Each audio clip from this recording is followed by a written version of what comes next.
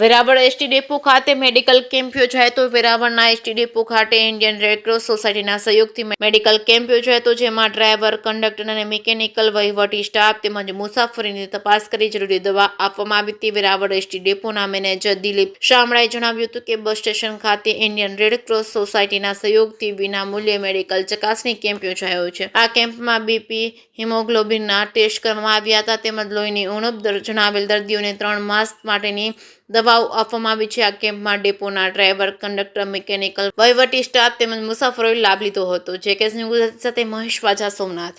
મારું નામ મોકરિયા અંશાબેન વસરામભાઈ છે। હું વેરાવળ ડેપોમાં એસટી કંડક્ટર તરીકે ફરજ બજાવું છું।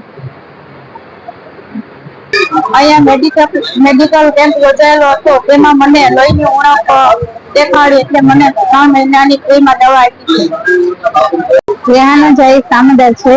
હું રેખેશ અહીંયા કેમ્પ આવેલું છે તો હું બહાર ગામ જવા માટે આવી હતી અને દવા માટે મેં દવા પણ આપી છે હિમોગ્લોબિનની, અને સારું છે બધું। તમે બેન આજે ઇન્ડિયન રેડક્રોસ સોસાયટી કે સોમનાથ જિલ્લા શાખાના વેરાવળ એસટી ડેપો ખાતે જે કેમ્પ હતો આરોગ્યનો, તેમાં બતાવ્યું કે તમને લોહીની ઉણપ માટે જે દવા આપી એના કોઈ પૈસા લીધા? ના, કઈ ફ્રીમાં જ છે બધું, સારું છે બધું ફ્રીમાં।